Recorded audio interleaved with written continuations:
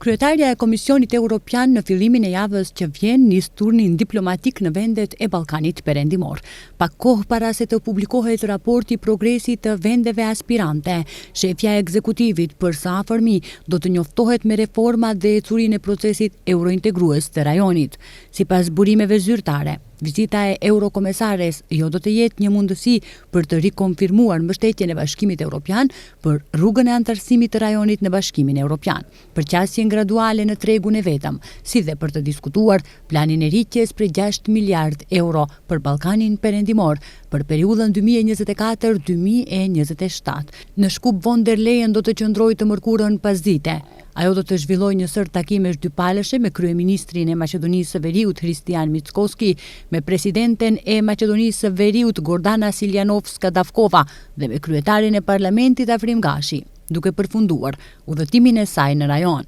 Kryeministri i vendit në një paraqitje të tij të fundit tha se duhet të dërgojmë një mesazh të qartë politik, po Bashkimit Evropian, jo kushteve dypalëshe dhe po garancive nga Këshilli Evropian, i cili nëse vërtet dëshiron të shohë këtë vend të vogël si pjesë të Europës, duhet të dërgojë një përfundim të Këshillit të Ardhshëm Evropian, në të cilin do të deklarojë qartë se asnjëri prej tyre nuk ka problem me identitetin e veçantë të Maqedonas, me gjuhën maqedonase të kodifikuar 80 vjet më parë dhe me kulturën dhe traditën shekullore. Dhe të themi se nuk do të ketë më veto dhe pengesa për shkak të çështjeve dypalëshe, theksoi Mickoski.